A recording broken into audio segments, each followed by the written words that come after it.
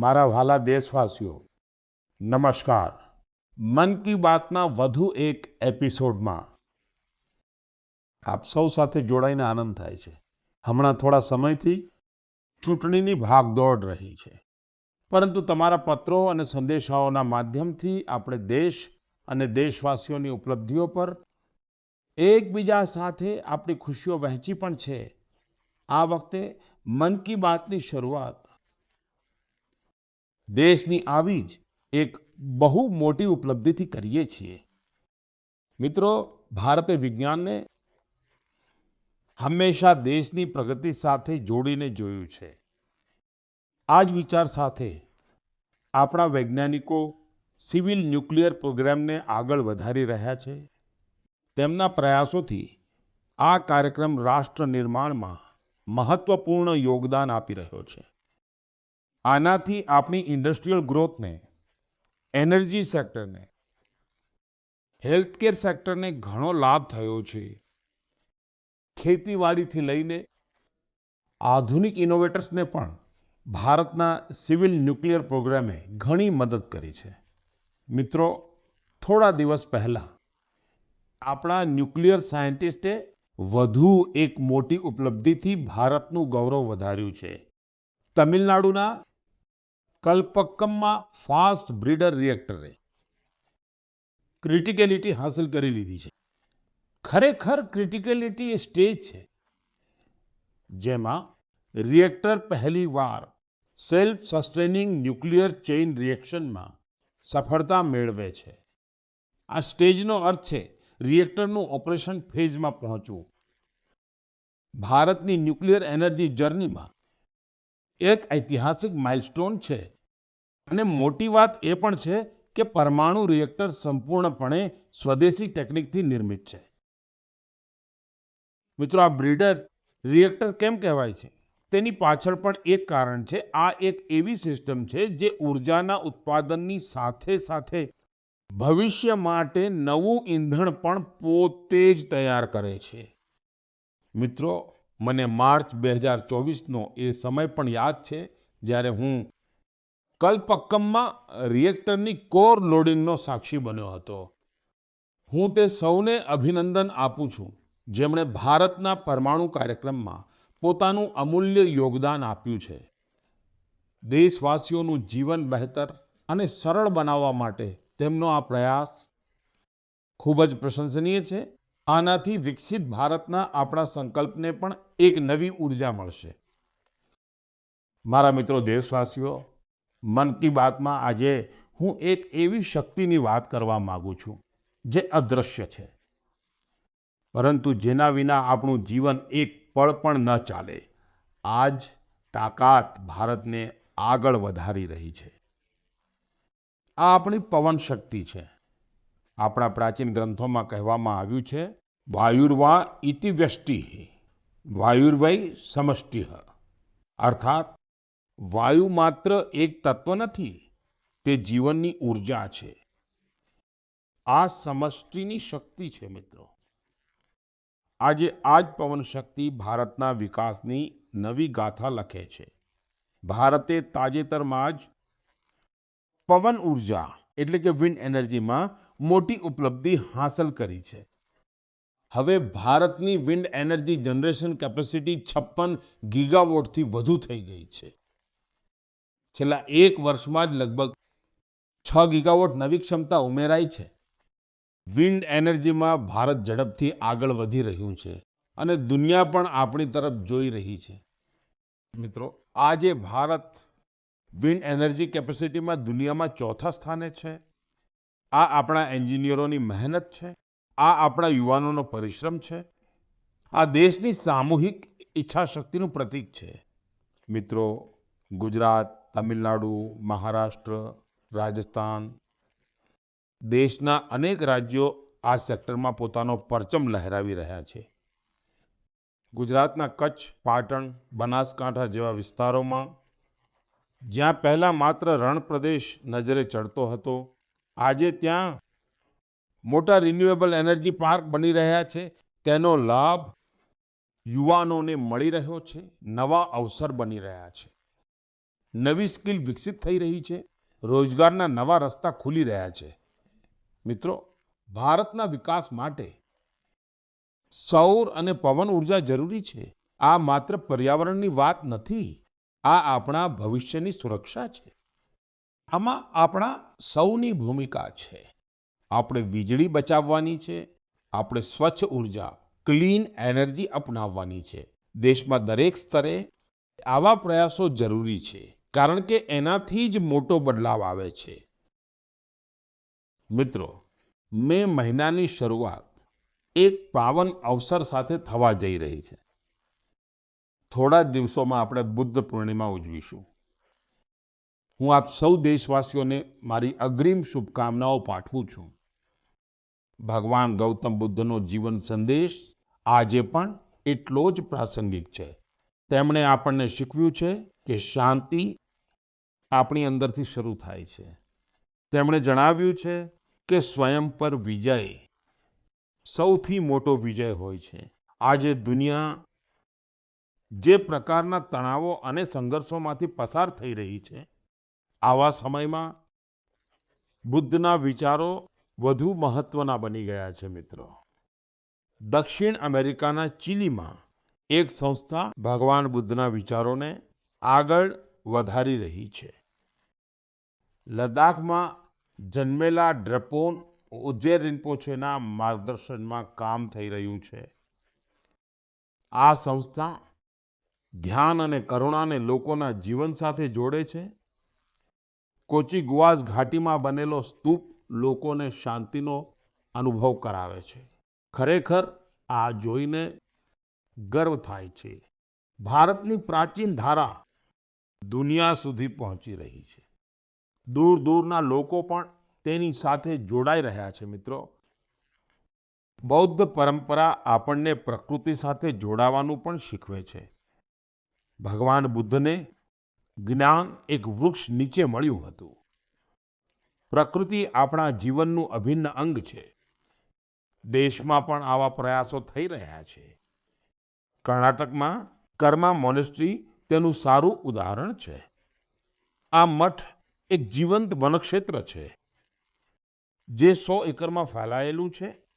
આ વનમાં 700 થી વધુ દેશી વૃક્ષોને સંરક્ષિત કરવામાં આવ્યા છે. મિત્રો, બુદ્ધનો સંદેશ માત્ર ભૂતકાળ નથી, તે આજે પણ પ્રાસંગિક છે અને ભવિષ્ય માટે પણ જરૂરી છે. બુદ્ધ પૂર્ણિમાનો આ અવસર પ્રેરણા આપે છે. આપણે આપણા જીવનમાં શાંતિ વધારીએ, કરુણા અપનાવીએ અને સંતુલન સાથે આગળ વધીએ. મારા વ્હાલા દેશવાસીઓ, આપ સૌ જાણો છો, આપણા દેશમાં હવે 23 જાન્યુઆરી એટલે કે નેતાજી સુભાષની જયંતિથી લઈને 30 જાન્યુઆરી એટલે કે ગાંધીજીની પુણ્યતિથિ સુધી ગણતંત્રનો મહોત્સવ ઉજવવામાં આવે છે. આ જ મહોત્સવનો મહત્વનો ભાગ હોય છે બીટિંગ રિટ્રીટ. આજે હું આપની સાથે બીટિંગ રિટ્રીટની ચર્ચા કરી રહ્યો છું, કારણ કે તેની પાછળ ખાસ કારણ છે. મિત્રો, આપે જોયું હશે, આ સમારોહ અલગ અલગ બેન્ડ્સની વિવિધ સંગીત પરંપરાઓને દર્શાવે છે.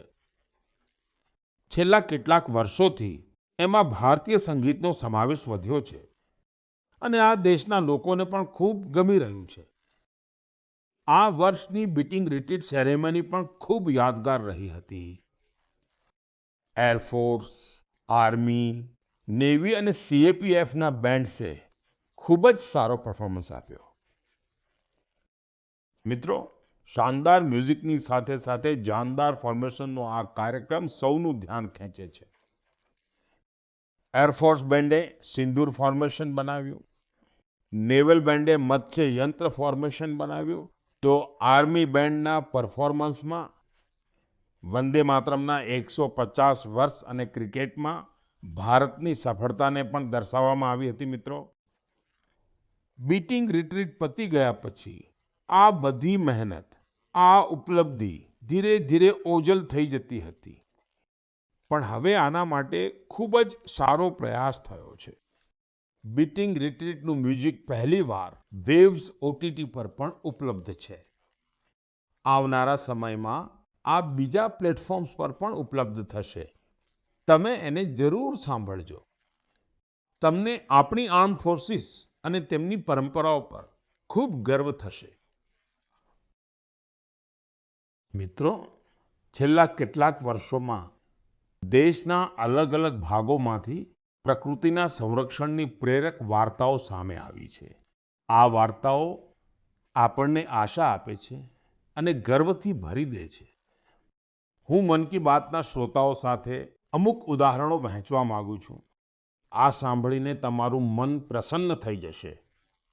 પહેલા વાત કચ્છના રણની. વરસાદ પૂરો થતાં જ અહીંની ધરતી જીવંત થઈ જાય છે.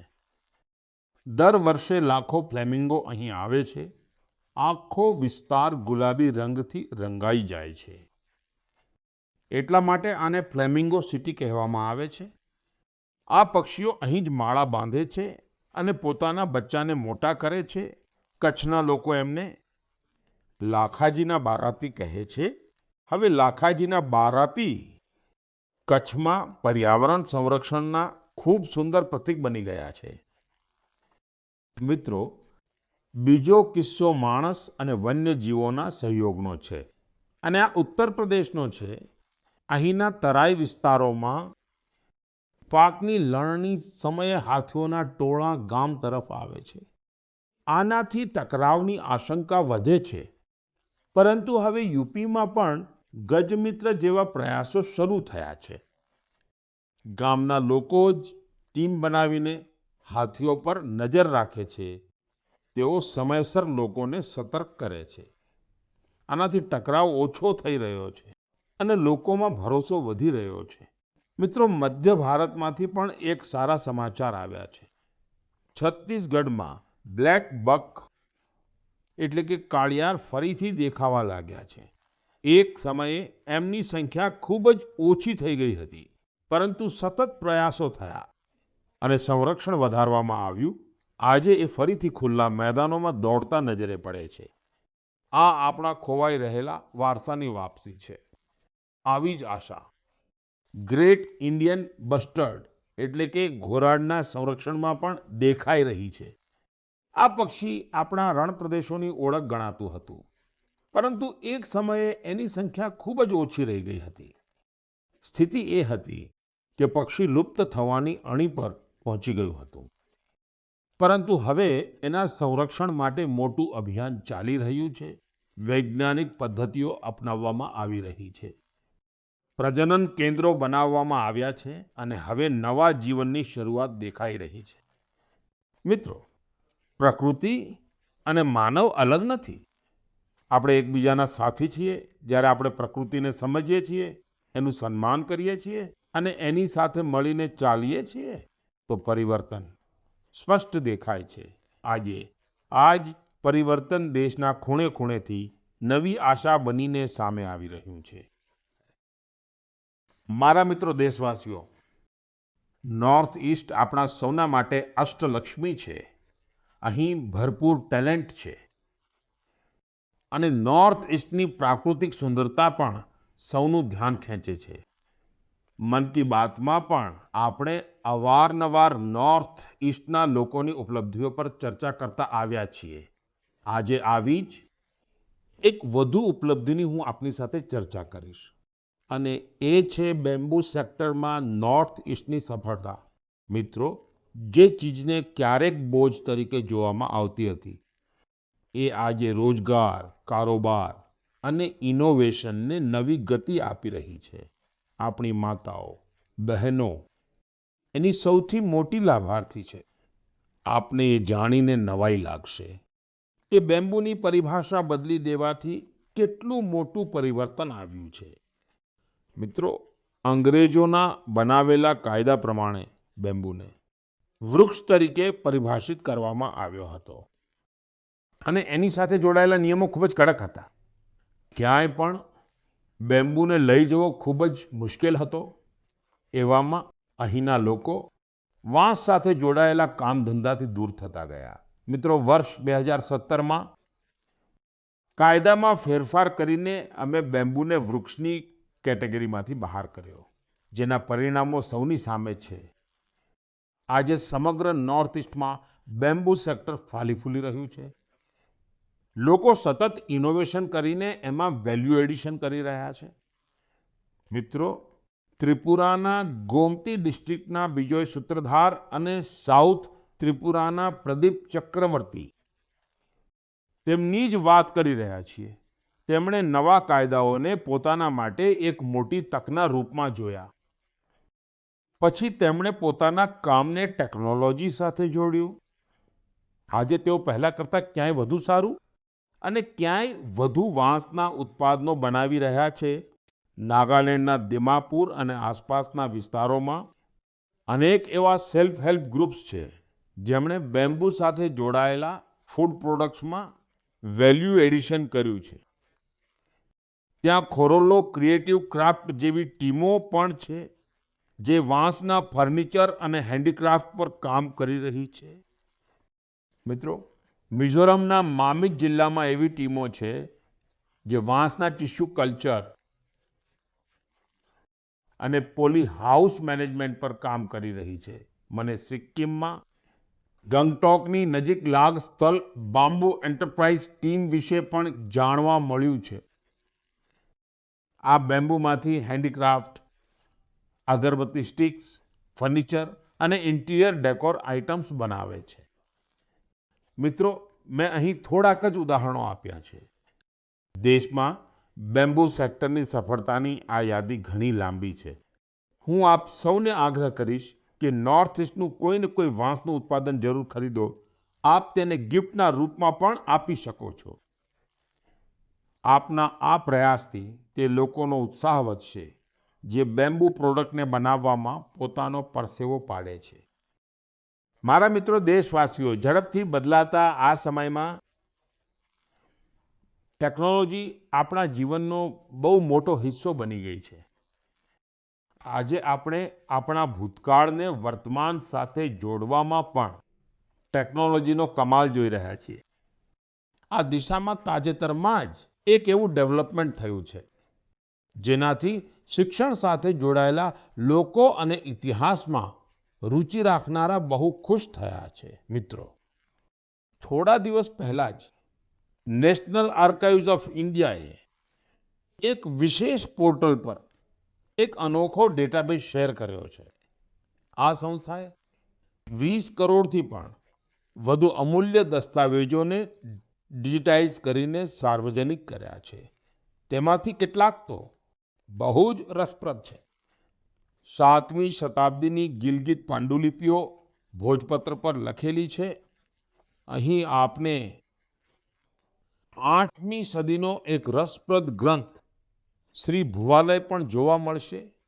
અંકો પર આધારિત આ ગ્રંથ એક ગ્રીડના રૂપમાં છે. રાણી લક્ષ્મીબાઈ સાથે જોડાયેલા કેટલાક અગત્યના પત્રો પણ અહીં જોઈ શકો છો. એનાથી 1857માં તેમના દ્વારા લેવાયેલા કેટલાક નિર્ણયોની જાણ થાય છે, જે તેમના પરાક્રમને દર્શાવે છે. જે લોકો નેતાજી સુભાષના મોટા પ્રશંસક છે, તેમના માટે અહીં નેતાજીના જીવન, આઝાદ હિંદ ફૌજ અને તેમની સ્પીચ સાથે જોડાયેલા ઘણા ડોક્યુમેન્ટ્સ છે. તમને પંડિત મદન મોહન માલવીયાજી, તેમની સાથે જોડાયેલા ઘણા ડોક્યુમેન્ટ્સ પણ મળશે. એમાં BHUની સ્થાપના અને હિન્દી સાહિત્ય સંમેલન સાથે જોડાયેલી અગત્યની માહિતી છે. અહીં આપણી બંધારણ સભા સાથે જોડાયેલા ઘણા અનોખા દસ્તાવેજો પણ ઉપલબ્ધ છે. હું આપ સૌને આગ્રહ કરું છું કે આપ www.abhilekpatal.in ની જરૂર મુલાકાત લો. તે તમને આપણા ઇતિહાસનો અદ્ભુત અનુભવ કરાવશે. મિત્રો, જરા કલ્પના કરો, તમે દુનિયાભરના સૌથી પ્રતિભાશાળી લોકોની વચ્ચે છો. તમારી પાસે ગણિતના ખૂબ જ અઘરા સવાલ છે. એને ઉકેલવા માટે સમય છે ફક્ત 4.5 કલાક. એટલે કે સમય ખૂબ ઓછો છે અને કોમ્પિટિશન ઇન્ટરનેશનલ છે, ખૂબ જ આકરી છે. આવી પરિસ્થિતિમાં નર્વસ થવું ખૂબ સ્વાભાવિક છે, પણ આવી જ પરિસ્થિતિઓમાં આપણી દીકરીઓએ કમાલ કરી દીધી. આ મહિનાની શરૂઆતમાં ફ્રાન્સના બોર્દોમાં યુરોપિયન ગર્લ્સ મેથેમેટિકલ ઓલિમ્પિયાડનું આયોજન થયું હતું. મેથ્સમાં ઊંડો રસ ધરાવતી સ્કૂલની વિદ્યાર્થીનીઓ માટે આ એક મોટી સ્પર્ધા હતી. આ દુનિયાની સૌથી સન્માનિત સ્પર્ધાઓમાંની એક છે. આ ઓલિમ્પિયાડમાં આપણી દીકરીઓએ અત્યાર સુધીનું સૌથી શ્રેષ્ઠ પ્રદર્શન કર્યું. મને આ પ્રતિભાશાળી ટીમ પર ખૂબ ગર્વ છે. એમાં મુંબઈની શ્રેયા મુંદડા, તિરુવનંતપુરમની સંજના ચાકો, ચેન્નઈની શિવાની ભરતકુમાર અને કોલકાતાની સિમોઈ બેરા સામેલ હતી. આમાં આપણી ટીમ વિશ્વમાં 6ઠ્ઠા સ્થાને રહી. શ્રેયાએ ગોલ્ડ મેડલ જીતીને ઇતિહાસ રચી દીધો. સંજનાએ સિલ્વર, તો શિવાનીએ બ્રોન્ઝ મેડલ પોતાના નામે કર્યો. મિત્રો, આ ઓલિમ્પિયાડ માટે ભારતમાં જે સિલેક્શનની પ્રક્રિયા છે તે પોતે જ બહુ અઘરી છે. આની એક મલ્ટી સ્ટેજ સિલેક્શન પ્રોસેસ છે. આમાં રિજનલ, સ્ટેટ અને નેશનલ લેવલ પર કઠિન પડકારોને પાર કરવાના હોય છે. ત્યારબાદ સૌથી શ્રેષ્ઠ પ્રદર્શન કરનારી વિદ્યાર્થીનીઓ 1 મહિનાના મેથેમેટિક્સ ટ્રેનિંગ કેમ્પમાં સામેલ થાય છે. આ camp Tata institute of fundamental રિસર્ચના Homi Bhabha centre for science એજ્યુકેશનમાં આયોજિત થાય છે. આ કેમ્પના અંતમાં ટીમ સિલેક્શન ટેસ્ટ હોય છે, જેમાં પરફોર્મન્સના આધારે જ ભારતની ટીમ પસંદ કરવામાં આવે છે. મિત્રો, દર વર્ષે દેશભરની લગભગ 6 લાખ સ્ટુડન્ટ્સ આ મેથેમેટિકલ ઓલિમ્પિયાડ પ્રોગ્રામમાં ભાગ લે છે. સમયની સાથે આ સંખ્યા સતત વધી રહી છે. એટલે કે દેશની દીકરીઓ વચ્ચે ઓલિમ્પિયાડનું આ કલ્ચર ઝડપથી લોકપ્રિય થઈ રહ્યું છે. આ હોનહાર દીકરીઓને સપોર્ટ કરવા માટે હું તેમના પેરેન્ટ્સની પણ પ્રશંસા કરું છું. મારા વ્હાલા દેશવાસીઓ, આપણા દેશમાં આ સમયે એક ખૂબ જ મહત્વનું અભિયાન ચાલી રહ્યું છે, જેના વિશે દરેક ભારતીયને જાણકારી હોવી જરૂરી છે. આ છે વસ્તી ગણતરીનું અભિયાન. મિત્રો, આ દુનિયાની સૌથી મોટી વસ્તી ગણતરી છે, જે મિત્રો પહેલાથી આ પ્રકારની પ્રક્રિયામાંથી પસાર થયા છે. આ વખતે વસ્તી ગણતરીનો તેમનો અનુભવ અલગ થવાનો છે. વસ્તી ગણતરી 2027ને ડિજિટલ બનાવવામાં આવી છે. બધી જાણકારી સીધી ડિજિટલ માધ્યમમાં દાખલ થઈ રહી છે. ઘરે ઘરે જનારા કર્મચારીઓ પાસે મોબાઈલ એપ છે. તમારી સાથે વાત કરીને તેઓ તેમાં જ માહિતી દાખલ કરશે. મિત્રો, આ વખતે વસ્તી ગણતરીમાં તમારી ભાગીદારી પણ સરળ બનાવવામાં આવી છે. તમે પોતે પણ પોતાની જાણકારી દાખલ કરી શકો છો. કર્મચારીના આવવાથી 15 દિવસ પહેલા તમારા માટે સુવિધા શરૂ થશે. તમે તમારા સમય અનુસાર માહિતી ભરી શકો છો. જ્યારે તમે પ્રક્રિયા પૂરી કરો છો ત્યારે તમને એક વિશેષ આઈડી મળે છે. આ આઈડી તમારા મોબાઈલ કે ઈમેલ પર આવે છે. પછી જ્યારે કર્મચારી તમારા ઘરે આવે છે, તો તમે આ જ આઈડી બતાવીને માહિતીની પુષ્ટિ કરી શકો છો. આનાથી ફરીથી માહિતી આપવાની જરૂર નથી પડતી, સમય પણ બચે છે અને પ્રક્રિયા સરળ થઈ જાય છે. મિત્રો, જે રાજ્યોમાં સ્વગણતરીનું કામ પૂરું થઈ ગયું છે, ત્યાં ગણતરી કર્મચારી દ્વારા ઘરોના સૂચીકરણનું કાર્ય પણ શરૂ કરી દેવામાં આવ્યું છે. અત્યાર સુધીમાં લગભગ 1,20,00,000 પરિવારોના મકાન સૂચીકરણનું કાર્ય પૂરું પણ થઈ ચૂક્યું છે. મિત્રો, દેશની વસ્તી ગણતરી માત્ર સરકારી કામ નથી. આ આપણા સૌની જવાબદારી છે. તમારી ભાગીદારી ખૂબ જરૂરી છે. તમારા દ્વારા આપવામાં આવેલી માહિતી સંપૂર્ણપણે સુરક્ષિત રહે છે, તેને ગોપનીય રાખવામાં આવે છે, ડિજિટલ સુરક્ષાની સાથે તેને સુરક્ષિત કરવામાં આવે છે. ચાલો આપણે સૌ મળીને આ પ્રક્રિયામાં ભાગ લઈએ, વસ્તી ગણતરી 2027ને સફળ બનાવીએ. મિત્રો, આપણા દેશમાં ખાવા પીવાની પરંપરા માત્ર સ્વાદ સુધી સીમિત નથી રહી. આ જ પરંપરાનો એક રસપ્રદ હિસ્સો છે ભારતની ચીઝ. થોડા દિવસ પહેલા મેં ટ્વીટના માધ્યમથી એક જાણકારી રજૂ કરી હતી. બ્રાઝિલમાં આયોજિત એક આંતરરાષ્ટ્રીય ચીઝ સ્પર્ધામાં ભારતીય ચીઝની 2 બ્રાન્ડ્સને પ્રતિષ્ઠિત પુરસ્કાર મળ્યા છે. આ ઉપલબ્ધિની ચર્ચા સોશિયલ મીડિયા પર પણ ખૂબ થઈ. ઘણા લોકોએ મને કહ્યું કે ભારતમાં ચીઝની જે વિવિધતા છે તેના પર પણ વાત થવી જોઈએ. મિત્રો, ભારતના ડેરી સેક્ટરમાં ખૂબ મોટો બદલાવ આવી રહ્યો છે. આ સેક્ટરમાં વેલ્યુ એડિશને આપણા પારંપરિક સ્વાદને એક નવી ઓળખ આપી છે. આજે ભારતીય ચીઝ દુનિયાભરમાં પોતાની જગ્યા બનાવી રહી છે. બ્રેકફાસ્ટ હોય, લંચ હોય કે ડિનર, દુનિયાની પ્લેટોમાં ભારતનો સ્વાદ પહોંચી રહ્યો છે. જમ્મુ કાશ્મીરની કલારી ચીઝને જ લઈ લો, તેને કાશ્મીરનું મોઝેરેલા કહેવામાં આવે છે. ગુજર બકરવાલ સમુદાયના લોકો પેઢીઓથી તેને બનાવતા અને ખાતા આવ્યા છે. તો સિક્કિમ, અરુણાચલ પ્રદેશ અને લદ્દાખમાં છુરપી ખૂબ જ પ્રસિદ્ધ છે. પહાડોની સાદગી અને કોમળતા તેના સ્વાદમાં પણ અનુભવાય છે.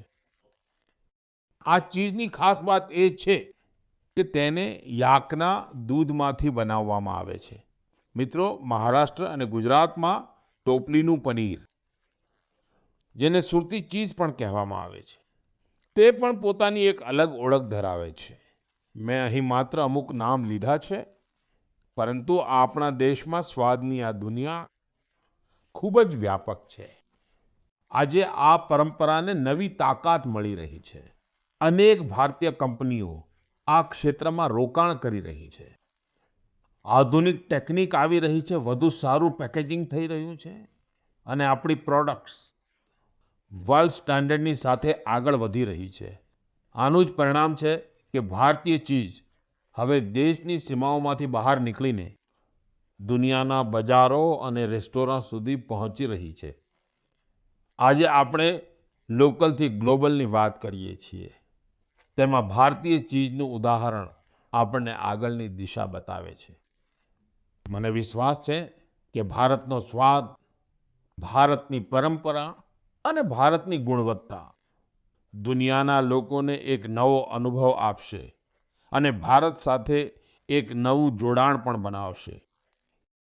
મારા વહાલા દેશવાસીઓ, આ મહિને દેશના ઘણા ભાગોમાં નવા વર્ષ સહિત અનેક પર્વ તહેવારો મનાવવામાં આવ્યા છે. થોડા દિવસ પછી 9મી મેના પોચીશે વૈશાખના અવસર પર આપણે ગુરુદેવ ટાગોરની જન્મજયંતિ મનાવશું. ગુરુદેવ બહુઆયામી વ્યક્તિત્વના ધની હતા. તેઓ એક મહાન લેખક અને વિચારક તો હતા જ, તેમણે ઘણી પ્રસિદ્ધ સંસ્થાઓને પણ આકાર આપ્યો. ગુરુદેવ ટાગોર લોકો માટે એવા ઉદ્યોગોના પક્ષકાર હતા જેમાં સ્થાયી રોજગાર મળવાની સાથે જ ગામડાઓનું પણ કલ્યાણ થાય. તેમના રવિન્દ્ર સંગીતનો પ્રભાવ આજે પણ દુનિયાભરમાં જળવાયેલો છે. મારા માટે શાંતિ નિકેતનની યાત્રાઓ અવિસ્મરણીય રહી છે. આ એ જ ઇન્સ્ટિટ્યુશન છે જેને તેમણે પૂરા સમર્પણ ભાવથી સિંચ્યું અને સંવાર્યું હતું. તેમને ફરી એકવાર મારી વિનમ્ર શ્રદ્ધાંજલિ. મિત્રો, મે મહિનો 1857ના પ્રથમ સ્વતંત્રતા સંગ્રામની યાદ પણ અપાવે છે. મા ભારતીના તમામ વીર સંતાનોને નમન કરું છું, જેમણે લોકોમાં દેશભક્તિની ભાવના જાગૃત કરી હતી. આ સમય શાળાના બાળકોની રજાઓનો પણ હોય છે. મારો આગ્રહ છે કે તેઓ પોતાની રજાઓનો ભરપૂર આનંદ માણે અને કંઈક નવું શીખવાનો પ્રયાસ કરે. ઉનાળાની આ ઋતુમાં આપ સૌ પોતાના સ્વાસ્થ્યનું પણ પૂરું ધ્યાન રાખજો. આવતા મહિને આપની સાથે ફરી મુલાકાત થશે કેટલાક નવા વિષયો સાથે, દેશવાસીઓની કેટલીક નવી ઉપલબ્ધિઓ સાથે. ખૂબ ખૂબ ધન્યવાદ. નમસ્કાર.